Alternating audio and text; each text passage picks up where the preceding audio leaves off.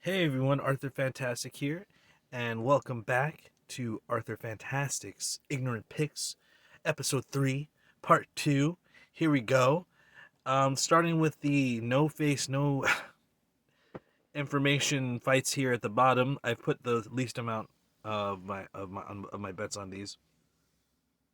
We've got Mirafzal Akhtamov versus Sulay Ghaffori.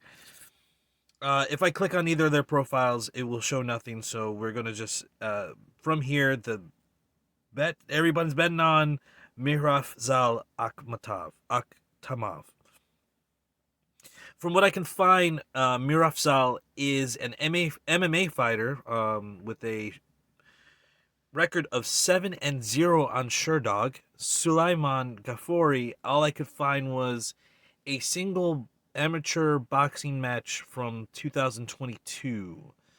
So on that alone, I'm picking Murafsal. Going up to the next one, and I'm just hoping because I off screen I clicked the other one, but I'm hoping that it'll be different here. But no, nope. The next two fighters are Furkatbek Yukubov versus Julio Cajejo or Carrero. Julio Carrero. All right, here we go. Got to go to Google. Carrero seems to have a 2-2 record. He is fighting in the flyweight division, if I'm not mistaken. Just going through here, making ignorant picks for you guys. Obviously. I think he's flyweight. He looks light. He doesn't look like a heavy fighter. He's going to be. Furkat is 14-4. He's ranked 10th pro men's flyweight in the Middle East. Seems like a very simple decision for me. Let's see, Sherdog. Let's go to Sherdog and hope that the app doesn't crash.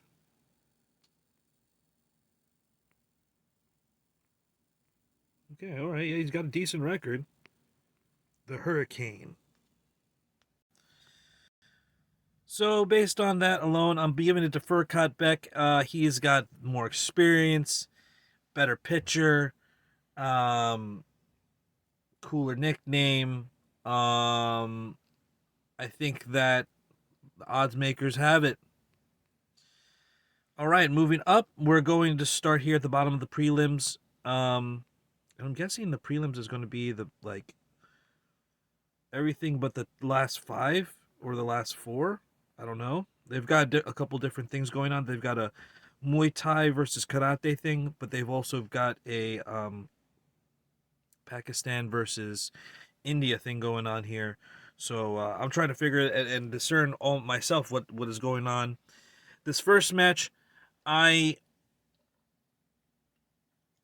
decided to only go against the odds makers one, max twice per card. And this is the one I've chosen.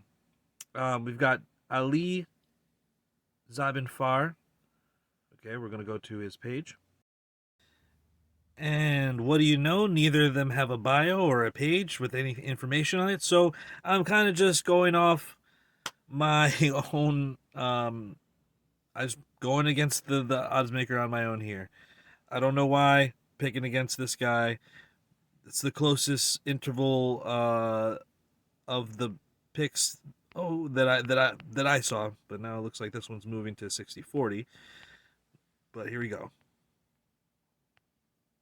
Next match, we've got Ali Mutamed versus Adam Noy. It's 80% for our guy over here. Ali, I'm going for it. We're doing it again. Rizan Ali versus Pawan Gupta. Gupta looks like he's in good shape. He's got even tattoos. I don't know. Indian dude's got tattoos. He must be like an American Indian guy. Well, you know what? I'm not even looking at his flag. Giving it once again. I'm going with the odds makers, guys. Ignorant picks here. not super informed picks. But I really think that they usually know something. They usually know something. Ulumi Karim. I think he just replaced somebody else, and I think that's why the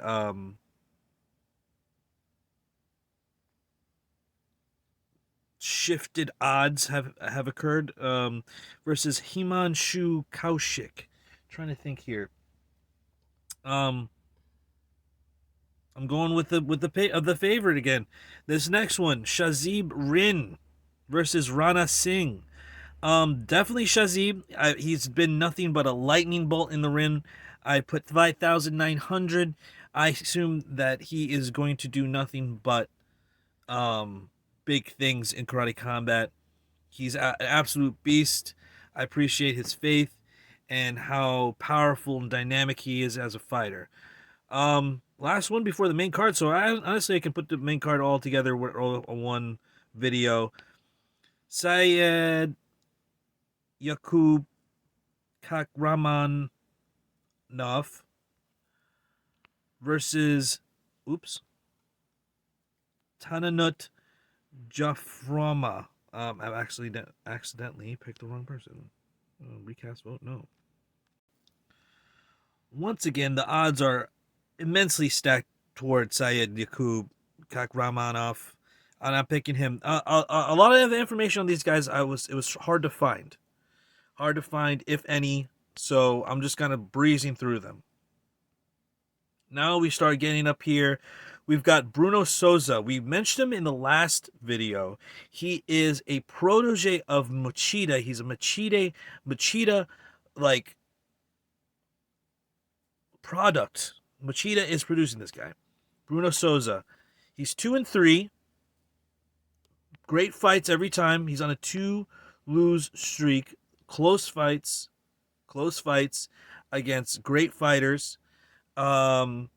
Raymond Daniels, Edgar Shriver's former champion.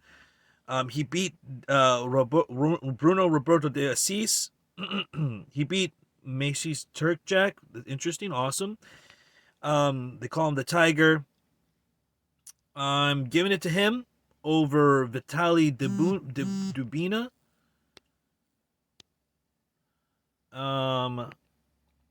Who doesn't have a lot of information on him. All right.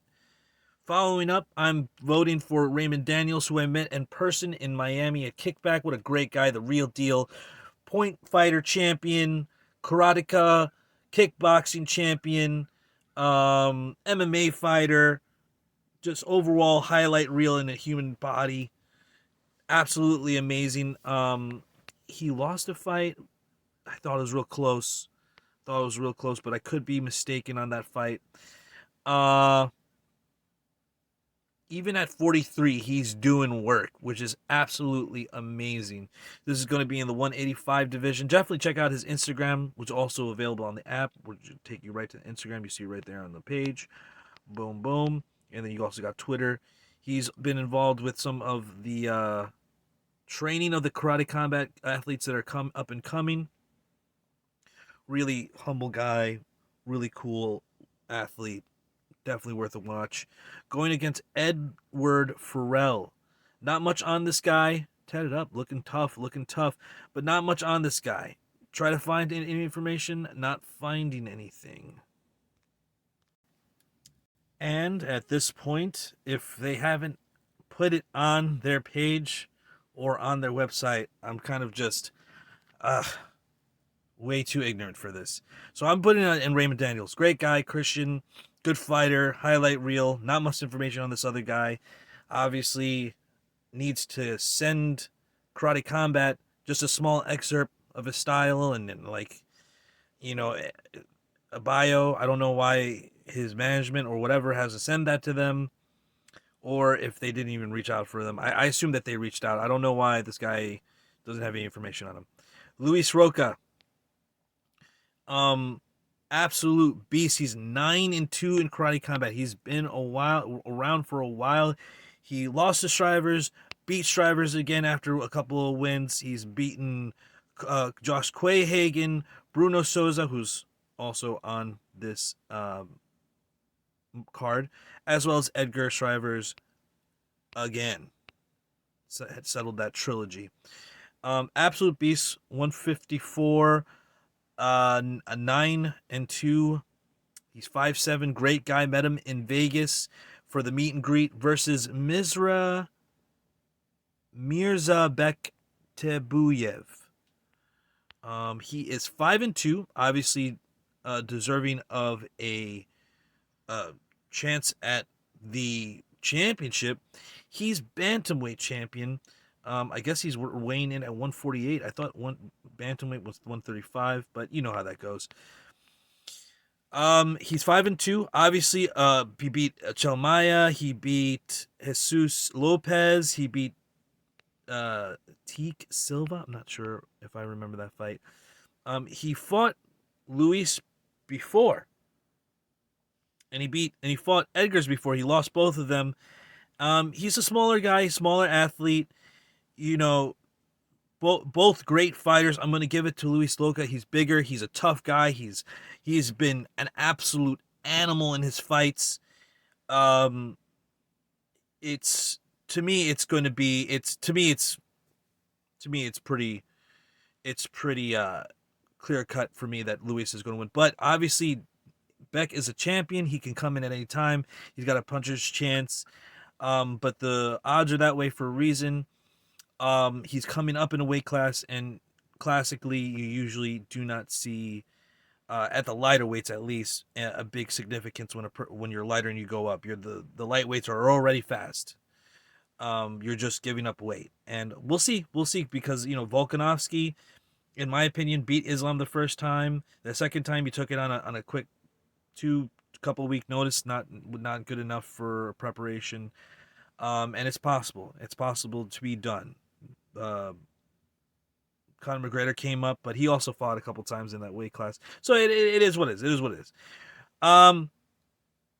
Finally, we're going to get to the main event and finish here. Timer says 18 hours, 55 minutes before voting closes. So you're going to want to get out there because it's going to be at least an hour before this video gets up. So it's going to be like 18 hours before voting closes. So get your votes in. Download the app. You'll still be able to vote today if you want to. Get in there, participate. And if you need a code, holler at your boy on my Insta or any of my social media, Arthur Fantastic. But on IG, Arthur Fantastic 1K instead of IC. Holler. We're talking about Luke Rockhold, Joe Schilling, and the odds have shifted. Before, the odds were overwhelmingly favoring Luke Rockhold. Now it seems that we've got a 58 to 42, 18. How do I read 18? Disparity. Here, hold on. It's insane. Mouth getting dry. That the odds are shifting so fast. I'm down with the Luke Rockhold chain. The Awkward Ninja is going to take this one because though Joe Schilling is a glory kickboxing champion, Luke Rockhold has a good stand-up game. He's very crisp. He's fought in bare knuckle boxing. He's a good fighter. He's done grappling as well. Polaris. He didn't get submitted. So he's a good overall well-rounded fighter. Let's see if we can do some investigation on Joe Schilling. Why are they putting it all on Joe? Joe Schilling has an MMA record? I didn't know that. Knocked out Melvin Manhoff. What?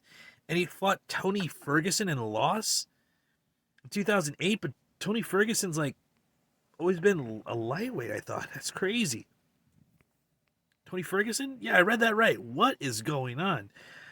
His last kickboxing match was in 2017, according to Wikipedia. I don't know if that's true. He was ranked 7th in best kickboxer in the world by Combat Press in 2018. Yeah, at 195 against Luke Rockhold. That is what's happening. Style Muay Thai. Yard. I don't know where that is. Used to train at American Top Team. Wow. Okay. And he is facing Luke Rockhold. Let's go there.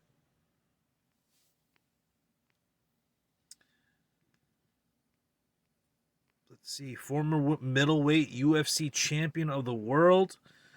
Um, Competed in light heavyweight, middleweight. Trained at AKA. He also trained at Sanford MMA. Whoa, whoa, whoa. Both of these guys have history at training at the same place, Deerfield Beach. That's weird. I wonder if that has to do with any kind of reason why they have this match together. Bare knuckle record, yeah, he lost that match. 3 back-to-back losses. That decision was rough. It was a very close fight, I thought.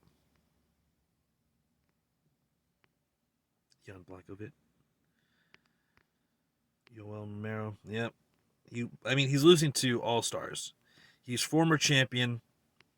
Joe Schilling's good too. I'm just gonna give it to the awkward ninja.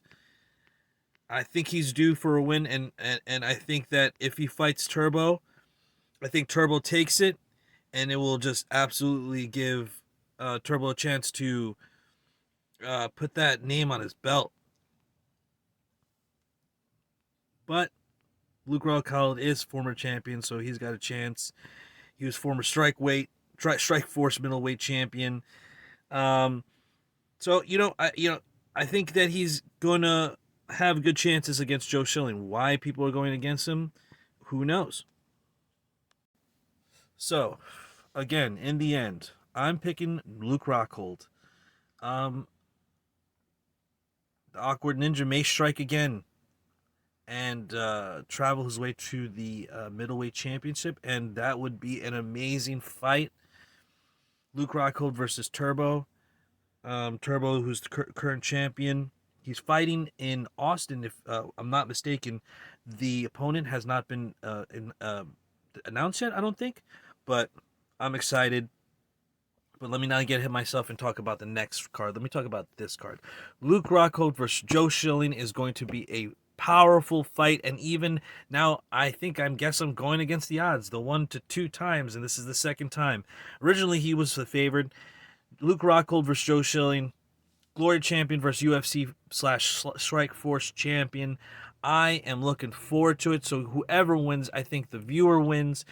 Karate Combat is putting on some amazing fights, absolutely phenomenal names. Highlighting we got a championship fight on the card. We got Raymond Daniels. We got Bruno Souza, Machida Prado. We got Saeed. We got the whole Muay Thai versus karate, plus the Pakistan versus the India thing.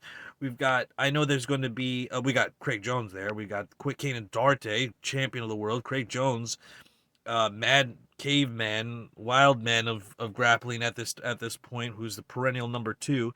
And you've got from what I understand, there's going to be like Indian, Dubai, Middle Eastern celebrities there, and I'm excited to see who's going to show up. It's always fun to see who's involved in putting money and investing, and who can network with other people and see what that's going to produce for Karate Combat. People talking down about the grappling, guys. These are world class grapplers competing. These aren't just like anybody. They don't train with a seam like some people. These are world class grapplers coming from different schools to compete on the Karate Combat platform because of its amazing, amazing uh, attributes in terms of what it has as an environmental factor for grappling. Where you're in a cage, you get a lot of cage grappling. When you are on a raised platform, you get pushed off the platform. Not fun, dangerous.